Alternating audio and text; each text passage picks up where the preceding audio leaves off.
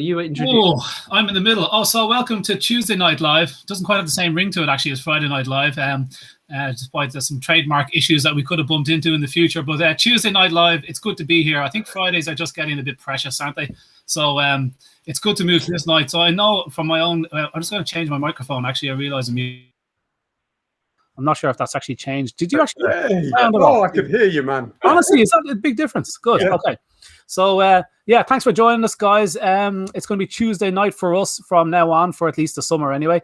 And it's great to be here. So you were only talking to us a couple of days ago, so I can't imagine too much has happened in your lives, lads, in the last weekend. Has anything happened that you need to talk about desperately? It's turned into a scorcher. Hot sunshine. You look very brown, Bren. You look it's the camera. It's the what do you want, the screen or whatever you call it. I've got a filter on. This for Irish skin is a very dark tan.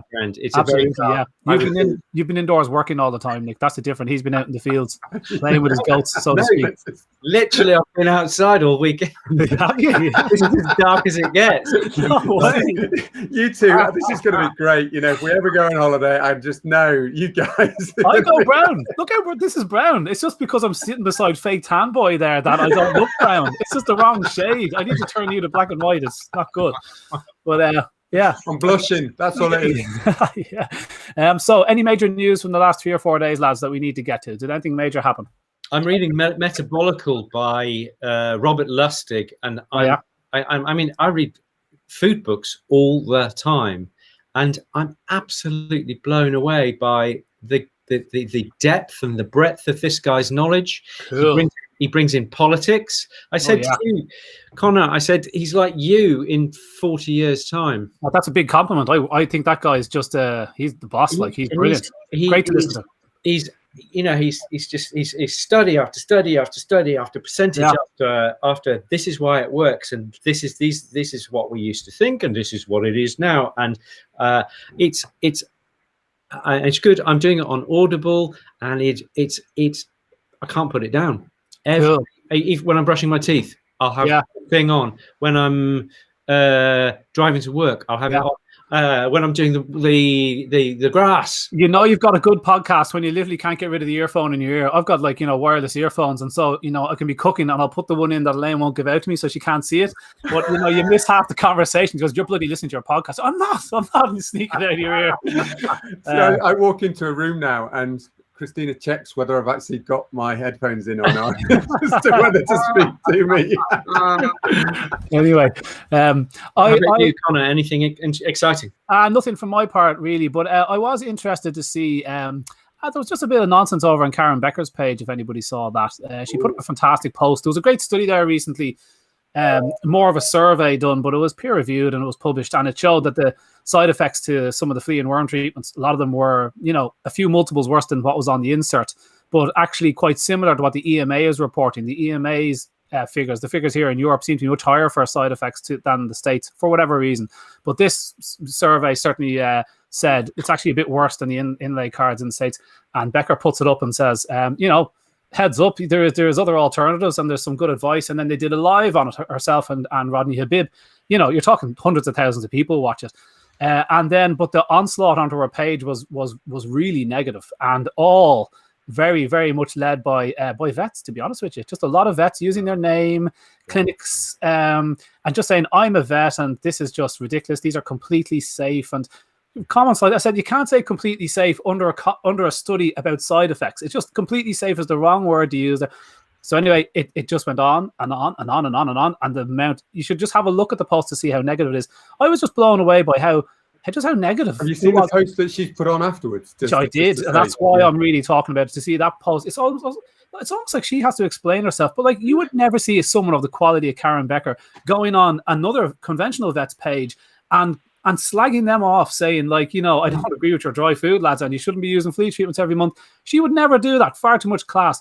But it's okay for the other side to come onto a natural page and just come up with this kind of bile, not with studies of complete safety. No studies used, just this vitriol, and it was so negative. And I just thought, this is really annoying me. And Anyway, that's as far as I got with it. I wanted to post about it today, but I thought it might be a bit ranty, and I didn't want to be seen as that. So that was my last few days. I've been a bit annoyed. Do you think they are feeling threatened because she might be barking up the right tree? And yeah, maybe.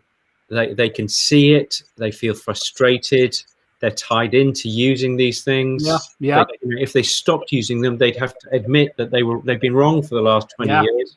Yeah, I'm sure a lot of that. Like in a difficult place. Very difficult to turn around and say, whoops. A lot of cognitive dissonance going on, though, because it's just like, these are completely safe. I've never seen side effects in my clinic. And people are trying to say that just because the dog doesn't go paws up in your clinic, it's not really what we're talking about. Look at all these people on the page. They've had serious side effects. They're not all making it up. Do you think they're all just spoofing? Like, so I just was astounded by that. It kind of reminded me a little bit about what's going on, really, in the whole medical stuff. It's just, it's very hard to tell the true story of what is going on. So I just saw a lot of similarities of what we're hearing today. And what helped is it by some of the social media platforms actually also making some clinical decisions about a lot of stuff out there. We've been chatting amongst ourselves about some of the other things that are going on the human side, and actually you start to listen to how some of those ideas that the medical people who are trying to discuss things amongst themselves suddenly will get shut down by a social media platform with no idea of the medical implications. But just because politicians somewhere have said you can't talk about that doesn't tie in with what the CDC, FDA say. But it's like, but this is just science. We're debating. The whole point of it is you're supposed to be able to get at each other and debate and think and discuss and argue. That's what we do. That's why we love getting together. I mean, it's nice getting together, but seriously, lads, at least the first day when we're on fire, those first 6 hours are so productive. I come away with just a head full of ideas, and then ultimately a head full of pain. So listen, we're not that bad. No, absolutely not. Listen, thanks to everybody on Patreon as well. You'll find us Raw Pet Medics on patreon.com. There's been a serious good response from you guys in the last month or so. So numbers are creeping up. Really, really happy for that and really appreciate it. So guys, once again, if you have the price of a cup of coffee each month, we really, really appreciate it. It really helps our side to prepare for this. And absolutely, if it's totally out of your reach at the moment, totally understood. I am like that myself for many of the things I watch and do.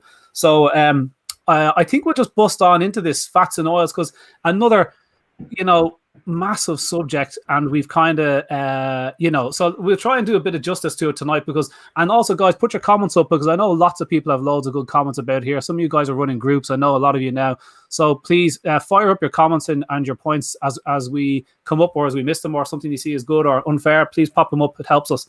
But if I could start off, lads, because I know some of you guys have some more in-depth knowledge of some of these things. Fat seems to be one of those subjects that's eluded me a little bit. But I just wanted to come up with some of the 4 or 5 points here, that just to dispel some of the myths that have been going around up to the point. But the intro in this chapter in the book, I would say, like, which do you think is better? A sardine with all the good omega-3s in that, a fresh sardine, or some fat from a rendering vat sprayed on the outside of a pellet a year ago in a land far away that's been preserved with chemicals and sitting in a sweaty pet shop for a year, and the bag is opened and your dog eats it? Which fat of those two fats, with what of your basic knowledge of fats, which of those two do you think is better for you? Fresh as possible. Obviously we need to be so careful how we keep fats, because fats are they're such wusses. They hate air, light, heat. Anything you do to them is going to make them from really good for you to really nasty. And so the idea that you can just have this preserved fat for ages sitting at room temperature in a bag is ridiculous, and that's why one of a lot of the heaviest chemical preservatives like BHA, BHT, ethoxyquin, stuff you really don't want to be eating, those are there to stop fats going rancid, and they are effective at stopping fats going rancid. But it's the kind of, as they say about good drugs, the bigger the front, the bigger the back. They come with a kicker, and it's not stuff that you want to be eating all the time. But anyway, look, so that was my intro. I like saying that kind of example. But I think a lot of people... Can I just jump in there? So a lot of people talk about, but you've got to use this fish oil because they stack loads of vitamin E in there, just straight vitamin E. They're not sort of pretending that there's anything else. How much do you think that actually protects those fats? No idea. I think that if you're putting in vitamin E because you're not looking after the fats, you're not having a really quick process. I used to use a fish oil that was manufactured under nitrogen. And I thought that was really good, but I can't remember what it was. But yeah, so basically you separate it, you keep it really cool, you keep it under nitrogen, and off you go. It may be one of the Scandinavian oils, but then they're farmed, so it doesn't make me so happy.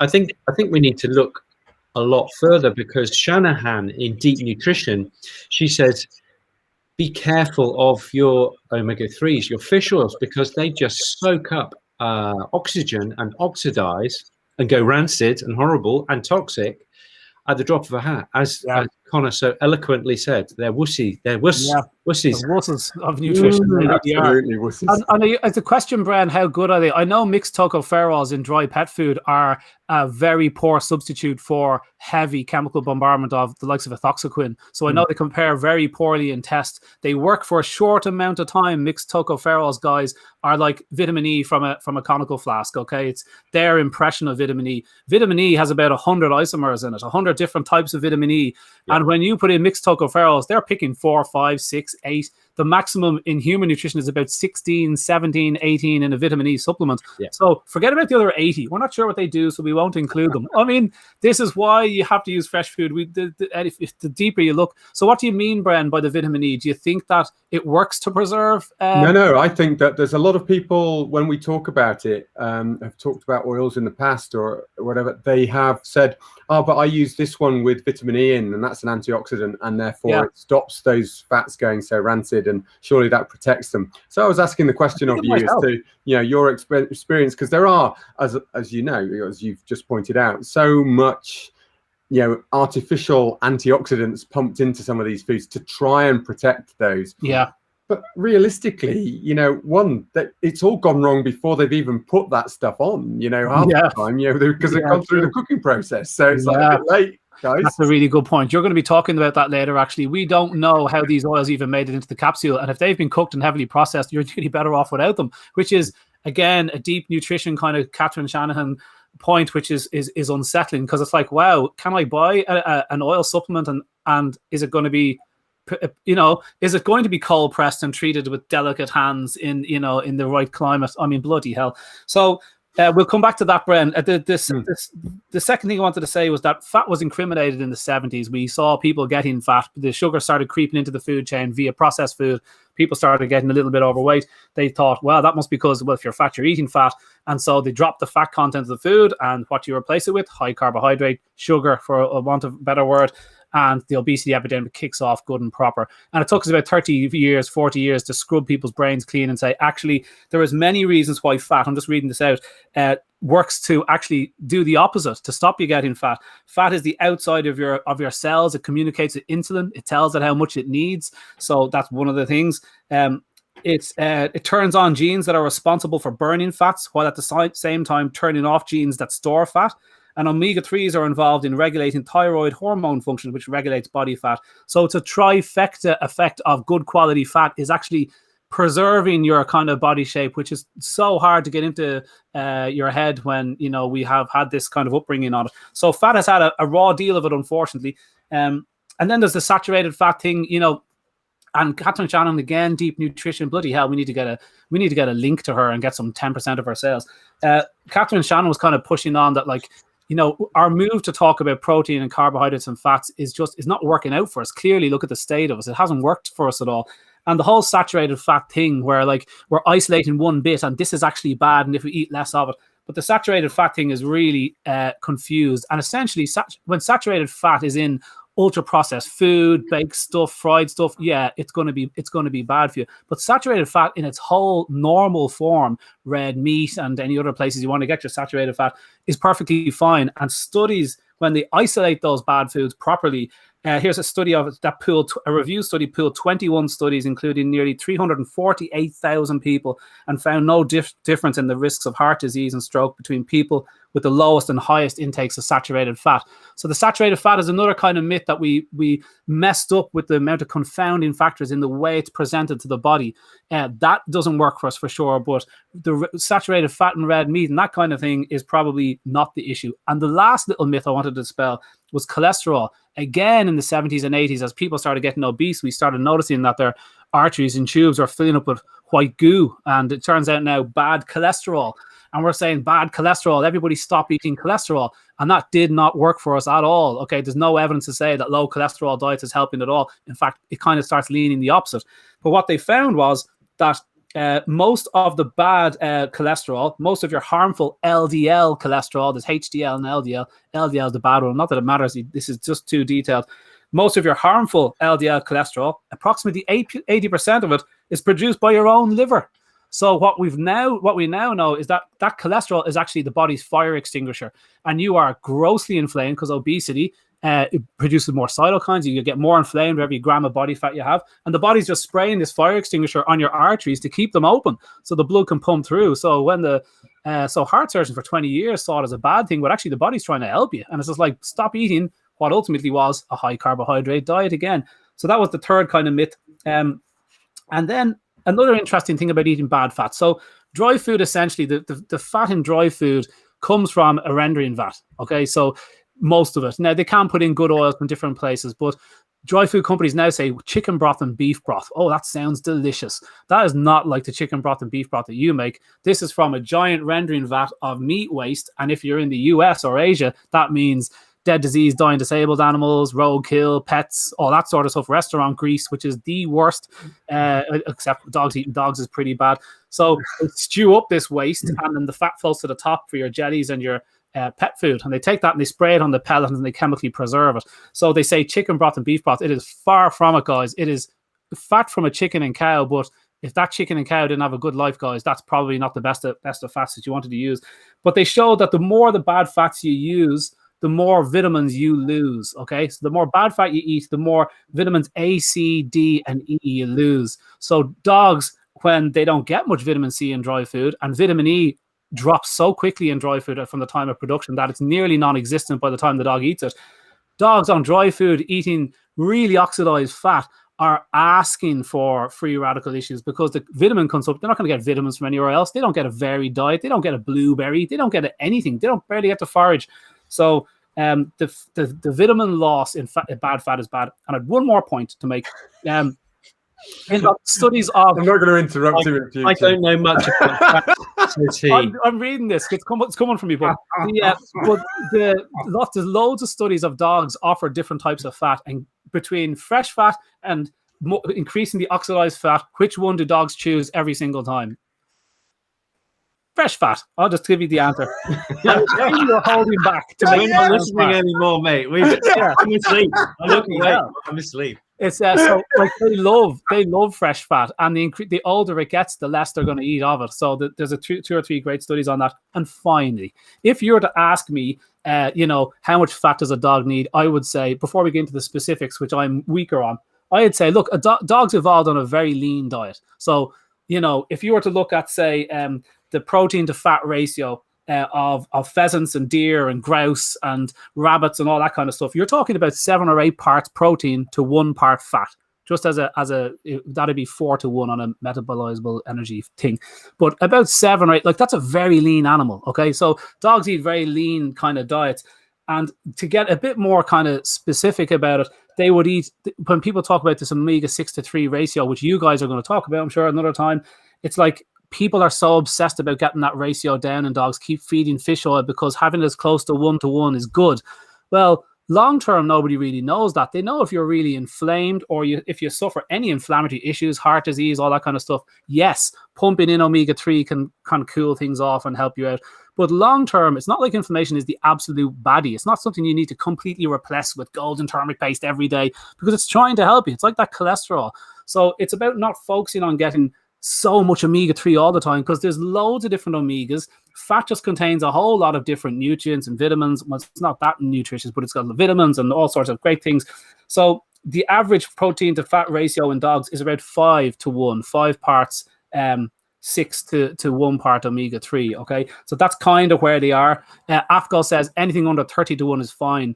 That suits them because all their foods are plant-based, which is lots of omega-6, which studies show is inflammatory in dogs. We know when humans are at 15 to 1, we are mega inflamed. And AFCO allows 30 to 1 for an animal that does not eat. I've got a question about that, though, because I reckon there's stuff. And guys, if you've lost your way and you've sort of lost your way, all you need to do is read those 2 books, and you'll recruit exactly what. I told you the whole chapter there. That's just rewind that bit, honestly. And you'll find out what. Just rewind and read those. You'll be fine. But the question I've got. So we looked at all of those, and I get, you know, your omega-6s, you've got precursors to arachidonic acid, which is the precursors to some of the pro-inflammatory chemicals within the body. But yeah, and that's why non-steroidals often cut that pathway through to prostaglandins and you know, the thromboxanes and stuff from arachidonic acid.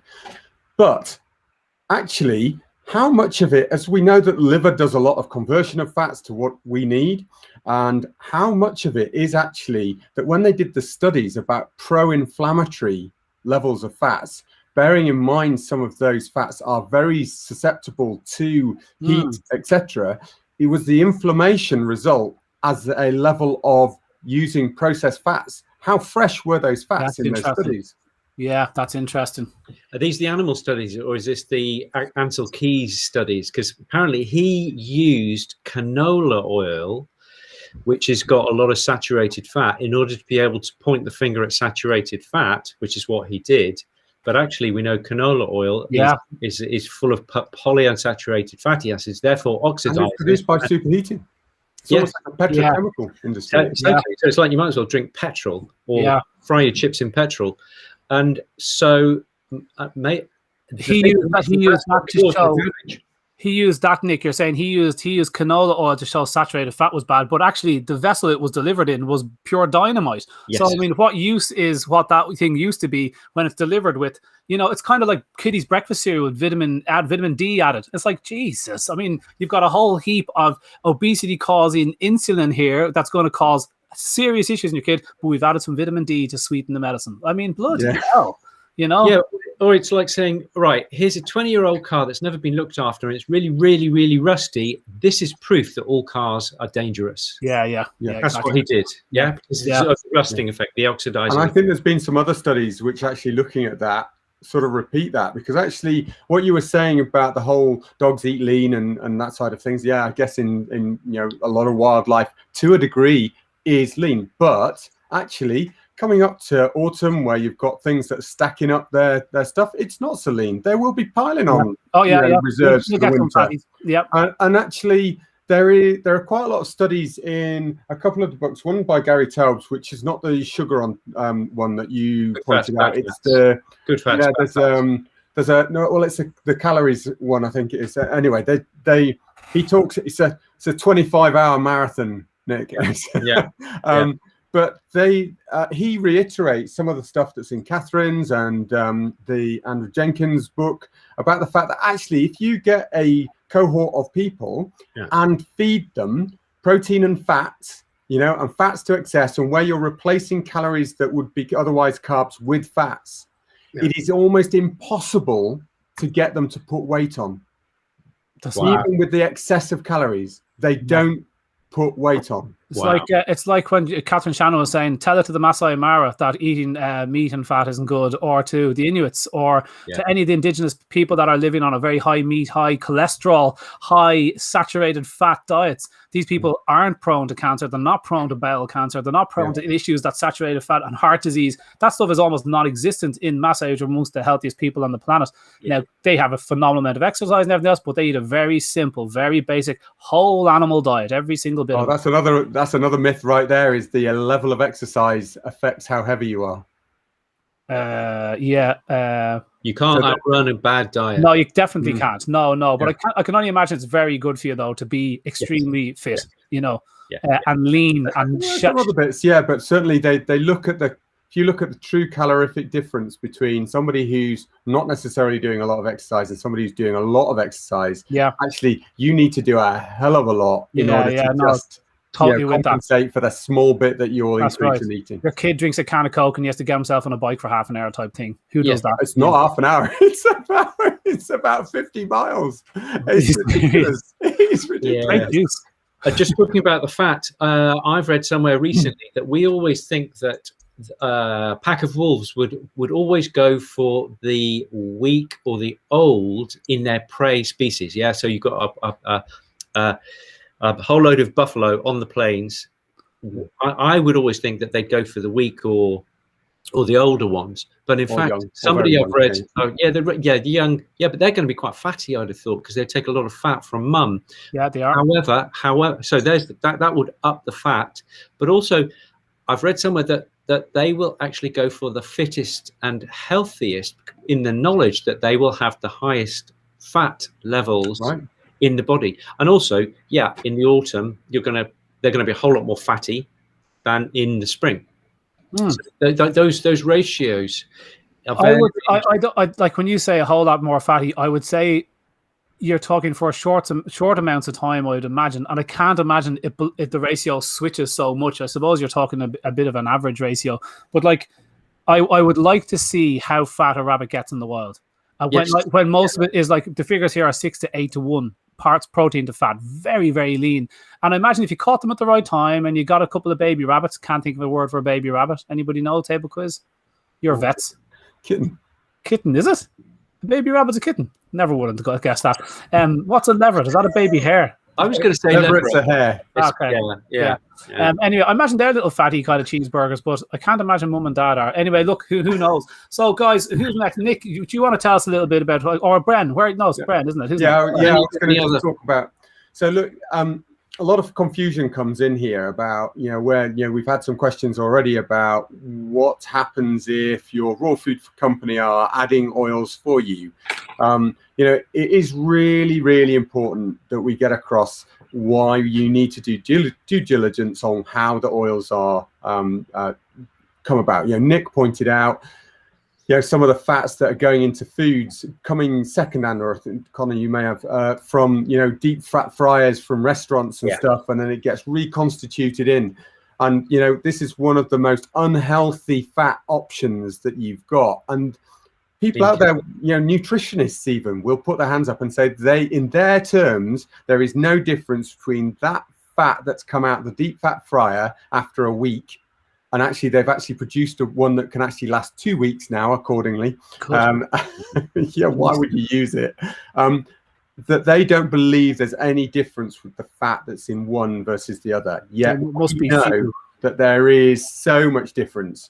And some of it is down to how these fats are put together. So fats are effectively a group of carbon molecules, and around them, carbon atoms, which link together, either with a single link and then they have hydrogens coming off that, or they have, a double link, a covalent link, so it reduces the amount of carbon. So that is, where we get these unsaturated links, and then as you've then got the ones where you've got effectively 4 comes off. I haven't got enough fingers. I wonder how you're going to get 4 spikes coming off it. Either 2 are caught up by the other carbon, or you've got the others are taken up by hydrogen, or an oxygen and hydrogen.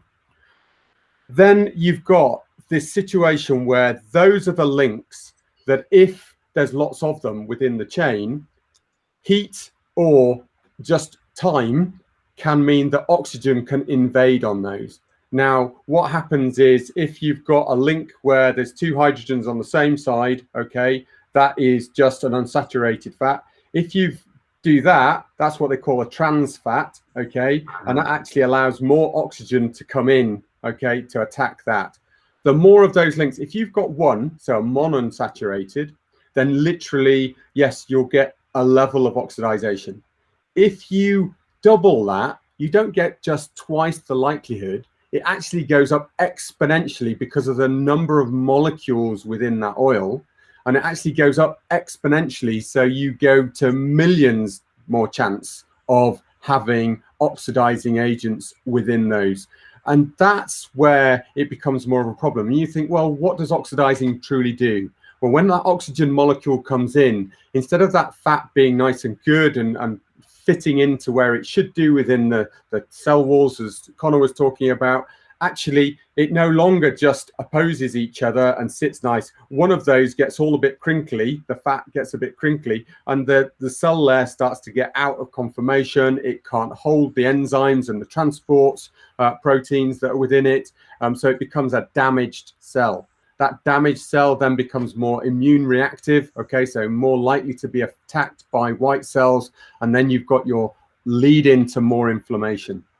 Not only that, but that fat also becomes in its own right a free radical. You know, we talk about antioxidants and trying to damp down the process of inflammation all the time because we're worried about free radicals hitting on any other molecule and causing damage. Well, actually, the fats themselves become free radicals when they have these oxygens added in. So the more damaged it is, the more damage you're doing to your pet and yourself if you take oils as well from these. And that is why if you've got any oil which is heat extracted, that also increases the likelihood of oxygen reaction going on and therefore damage to those. And you know, things like canola oil, particularly we get worried about because it is literally extracted like a petrochemical industry with chemicals indeed sometimes. Yeah. And then it goes through this heat process to distill off the, effectively distills not the right word, but the, to take off the level of fat that they're then going to feed to people. Okay, so they've discovered that is not the best fats to give. We then have all sorts of stuff talked about with the saturated fats, which is where they're fully encumbered with hydrogen, that actually they're more heat resistant. So if you're cooking stuff, so if you are with a pet who can't necessarily take raw, you know, they're not finding it attractive, and you're cheating and you're thinking, well, I'll just fry it, okay, just on the outside to try and get them to please look at using saturated fats, something like that. Dairy fats are fine, lard, duck fat, you know, anything like that is fine to use in that process. And that's what you only do if you're going to do that at all. But I would honestly say that, you know, what Connor was saying about these fats, saturated fats being within meats, actually, there's a lot of that will be converted to good omega-3s oils. You know, in the process of digestion, it's a really good way in its raw form. It's not being damaged. It's protected by the surrounds of all of the stuff, the antioxidants that are within the meat. So it's a really good source of those. And we were joking a couple of weeks ago about eggs. You know, and you know, is it better actually to use an egg yolk rather than a capsule of, you know, extracted oil? You know, this is why we were talking about that. Okay, whether you add the white or not is here and there. You do. Depends whether you want to fill yourself with meringues. Anyway, but from a point of view of and Karen Becker will be back on you because she's a big one. Yeah, for don't bring that up in front of her. egg yolks. I wouldn't be able. But it's really important to think, okay, what do you need to do when you're looking at those fats? You know, there are some companies out there that have done a lot of work to find the best herring oil that's cold extracted and put in, you know, what seems like a really small amount to the food. But really that's because they've gone for a product which is really protected.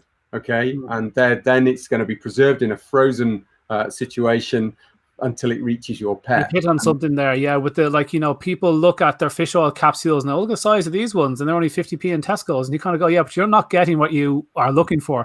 You're not getting the EPA, DHA and all the other stuff that you really wanted.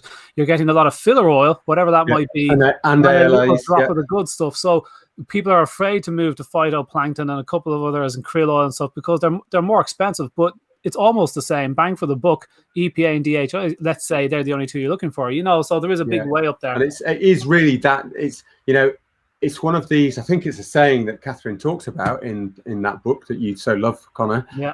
But it is literally that actually we should be going away from just trying to get the maximum amount, okay, as cheap as possible. And we should be starting to look for things that contain small amounts of good nutrition. And fresh. She's obsessed with fresh. Yeah.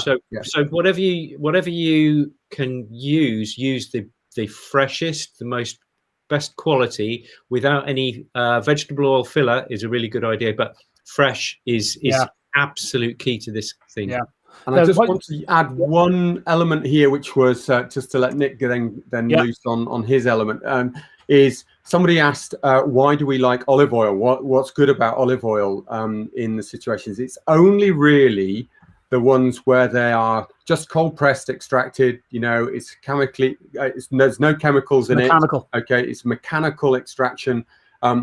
But they often will so try not to get the filtered ones, because actually the ones which are unfiltered contain all of the polyphenols which are protecting the oils. They are the antioxidants. So if you start to filter it, you're taking out those protective antioxidants and you're leaving the oil to be damaged. So it's more likely by the time it gets to you, it will be a damaged oil. So you do want those full of polyphenols. You need a health shop that sells, like, you know, that knows their olive oils, and you're going looking for. Do you buy that stuff online, Bren? Do you reckon? Can these people buy this stuff online? No, you can get it in supermarkets. You just have a look. It's really there. If you look at the photo I put on, guys, you know, for all of you watching, there's a few different bottles on there. One of them is one of those just from a supermarket that's purely cold pressed, you know, unfiltered. You know, it totally says all of that on the bottle. Cool. Okay, and you just shake it and you'll see it'll go cloudy. I've never seen that, lad. This is new to me. And then as soon as you've opened it, you need to be using that within, you know, the 10 days sort of period. You don't want to be getting huge bottles thinking, oh, this is really good, I'm going to get a 5-litre can. Okay. No. As soon as you either... as soon as you open it, you decant it into small bottles and keep it sealed in the fridge, okay? Or you use it all. So it depends on whether you're good at mayonnaise. Small amounts, dark bottles in your fridge, that kind of cold, dark place. In relation to canola oil, they strip it, they use chemicals, they heat it, they extract the canola oil, then they send that canola oil to the ultra-processed food plants who cook it up with all the muck that they make a food out of, and they send it to you frozen, and you take it out of the freezer, and then you put it in the microwave, and you microwave canola oil the third time. You are drinking pure dynamite. You don't have enough vitamin E and C in your diet, you know, to counteract that stuff. So, when, you know, that's quite alarming when you think about the amount of vegetable fat that's treated that way in the crap that you buy in the frozen food section sometimes. And far from, you know, where you were saying, look, bad fats, absolutely, as Connor was saying, strip out your vitamins, but actually good fats are useful for absorbing some of those good vitamins. So you actually do need good fats to go in. Yeah. So, Nick, where are you on? Well, it segues really beautifully. You know, you guys have been saying basically avoid vegetable oils where possible, because the oil is supposed to be in the seed, in the plant, being protected by the polyphenols, by those elements within the whole plant. And we strip out the oil, and that's then really easily oxidized or transformed into trans fats, which are super toxic. But listen, this is what we do with kibble. Okay, we have been through this before, but we've got a lot of people here today who may not have been here a couple of months ago. So I'm just going to go through how we make kibble, and all these processes will be affected on fats, and those fats will not be protected. So we've got rendering, which Connor has described, but in a nutshell, you just put animals in an enormous container and you heat them up for hours and hours to very high temperatures. You can put plastic bags in there. You can put ear tags, gloves, there. Doesn't matter. Just filth goes in there. I mean, you know, if it's animal filth, that's okay. That's one thing. But if it's plastics, oh God, you know. So, and then that is then rendered down to a powder. Then it goes into the hammer mill, and where it's all ground together, bone meal and the meat meal, it's all ground together. And then it goes into preconditioning, which is where you get hot water and pressurized steam together to cook the ingredients into. So this is the third heat. All of these processes involve heat. So it turns it into a gloopy, doughy material, which is then, for the fourth heat exposure, is pushed that through an extruder with very, very, very high temperature to cook these things, which then pushed through a die, and then and that's where you get your kibbly bits. Okay, but there is a fifth heat exposure where the kibble is heated in the oven to dry it, and then there is a sixth heat process called second round of enrobing, where the whole thing is heated and they spray palatants, because this stuff tastes terrible, and oil to make it taste better as well. And in that way, they turn these initial dead cows and gloves and plastic bags into something that looks really quite appetizing if you like that kind of thing. And then it's put in a bag and stuck on a shelf for years, for months and months and months, etc. So there were a couple of others. How are we doing for time? Okay, so what we will damage even olive oil if we heat it too high for too long. We will, even beautiful, amazing oils will be damaged. That's one thing, and that is damaging. This is what the kibble companies do to fats and are being fed. Now, most people who are listening to this don't even feed kibble. However, if you're having a conversation, you might want to mention to them about those 6 heat processes that we do to make processed food, the kibbled food. So finally, just wanted to say about those oils which are safe. The safe oils, when you're cooking your own food or when you're cooking food for the dog, you would be frying at the lowest heat you possibly can. I used to say flash fry so that it was quick, but I think that actually low and slow, fairly quickly, fairly slowly, but at a much lower heat. Okay, so flash frying is what I said a year ago. Nowadays, I'm saying you just kind of warm it with a little bit of oil in order to just change it into lightly cooked food. Okay, so just a thought. Safe oils: olive oil, ghee, that's the clarified butter that the Indians use.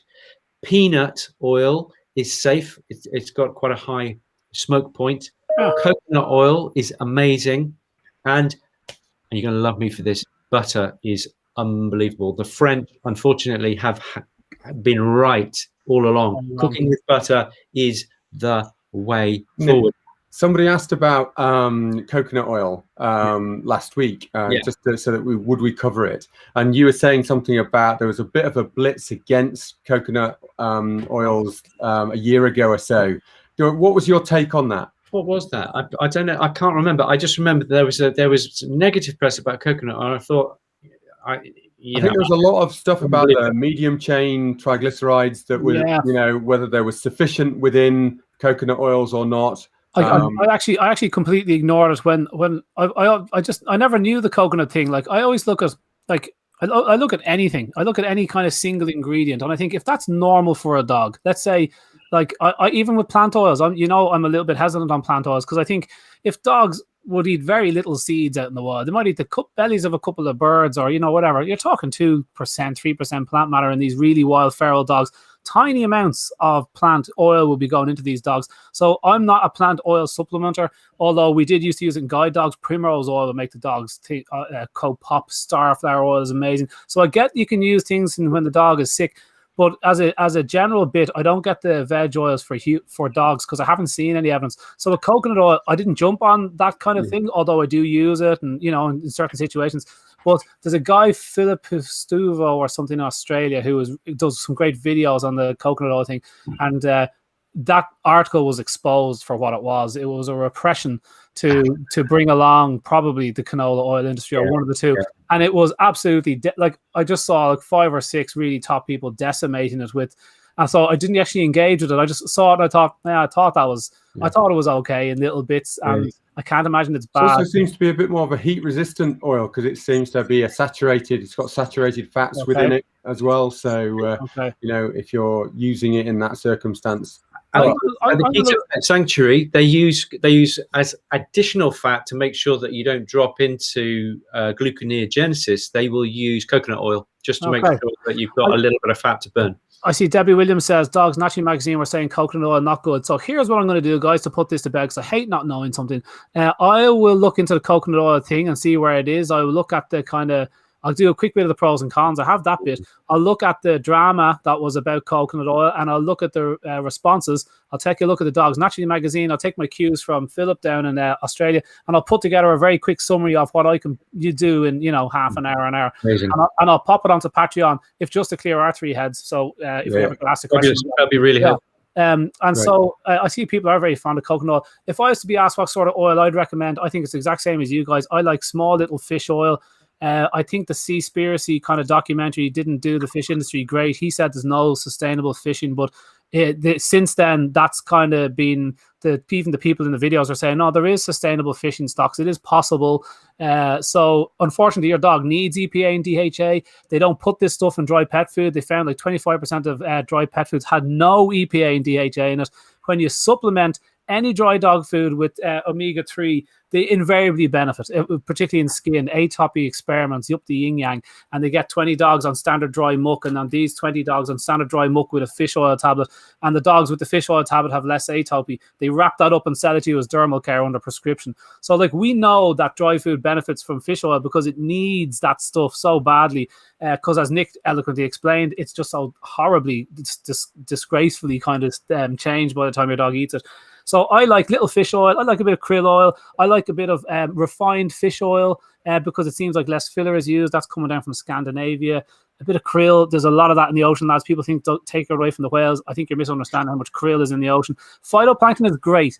And the only thing is phytoplankton is a plant and it doesn't produce a whole lot of EPA. Only one or two species out there produce a tiny bit of EPA, which is strange because it's a plant. EPA is one of the omega-3s that your dog absolutely has to have. It's an essential fatty acid. So phytoplankton historically is very low in EPA. Wouldn't be ideal for dogs, but now they supplement that with EPA. So what you have is phytoplankton with added EPA, but I worry what other omega-3s are missing because there's 16, 18, 20, there's just so many of them that if it's coming from a plant, is that an ideal fat? I don't know if that's worth the money. I would stay with the small fishies, and then organic beef or organic meat is shown to be much higher in omega-3 than farm meat because farm meat is fed crap, whereas at least outdoor animals eat good quality forage, which makes good quality fat and omega-3s. So you get it from good quality meat. So that's really your first source. And after that, then a little bit of supplementation, maybe the odd food blood test to see where your pet is. Do they need it? If it's on good quality meat, do they need this stuff added in? I don't know. I think because we know so little about this, guys, that I would just be using, why don't you use sardine, get 1 pack of sardine oil and then and some sardines, get one pack of pollock oil, get 1 pack of flax oil, because there is benefit of that. I didn't have time to talk about it. Just mix it up because they've all got strengths and weaknesses. Yeah. Just as every protein has strengths and weaknesses. That's a good point. Yeah. So I think until we know more about this, because this is a very young science. Yeah. Frozen mussels. There's another great thing. The British mussel industry was in trouble there with Brexit, and they all just left Tesco's here in Ireland, which is the only place I can find them here in Ireland. We have a mussel industry, but not the mussels that have been deshelled in a plastic bag, which is like 300 grams here for €4 or €5. That's a great treat for your dog. Yeah. Great protein, fantastic fats. You don't need to worry about your omega-3 and those things are going in. And Dudley loves them. I use them a lot. They've also got manganese, which you go on about. So cracking kind of treat. What about you, Brent? What are your go-to oils? Definitely sardine, sort of mid-Atlantic sardine oils. Yeah. Like Nick, I avoid the farmed fish now. I think that's a big one. Salmon particularly is prone to that. I worry about that one. There's so many of the fish oils that you'll see in the supermarkets at such a low cost, and you think, how do they extract those? It is not just pressed. There's a lot of heat going into a lot of these cheap processes for those oils, and you don't realize just actually how bad they are. And I think back to small amounts of a good quality is really what it's about. So, and you know what, guys, we need to be taking them as well. Yeah, not just the dogs, actually not taking all of us. Omega-3s. Yeah, and that's maybe going on what Bren said, like to ask your supplier, how are these oils extracted? If this is really good quality oils you're bragging about and I'm going to pay for it, tell me it's cold press or mechanically. Well, ask them that question. Say, how is your oil extracted? Tell me. You want mechanical squishing of the olive so the oil just comes out. You don't want some chemical stripping as we do with canola. So that's a good question to ask your supplier and you need to ask the person that makes the product, not the person that sells it. You can't really expect them to go. They might, but they're not as reliable as you going after the supplier. and you find the company number, look them up. How do you extract your oils, lads? And then you go and find that cold press mechanical one, tell us what it is, and then we can tell everyone and pretend it's our information. So that'd be great. Yeah. Guys, it's 10 to 8. That was really good. If anybody has any other tips that we've missed.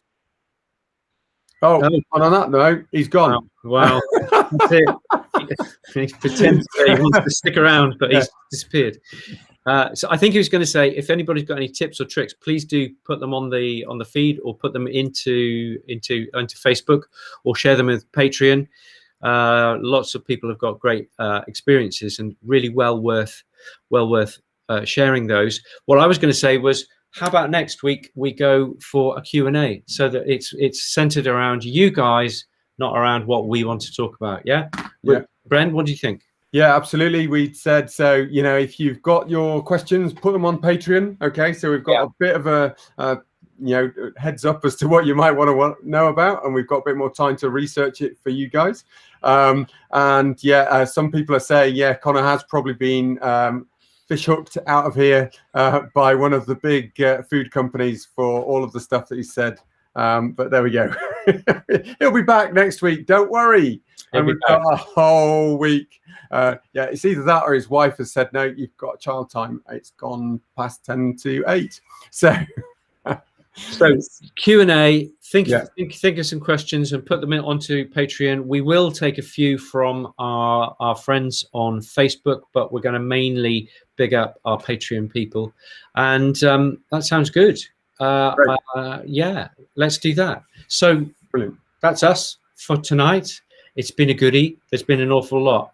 There was about 300 points that I didn't say, so maybe we'll have to have fat too. And thanks, guys, for joining us on a Tuesday night, a school night. You know, I think, well done. For all of you guys who are catching up later in the week and on Friday, hope you enjoyed what we've talked about. Pop the questions up. We're still going to be answering them. Pop through to Patreon. We've got lots more information coming through on there.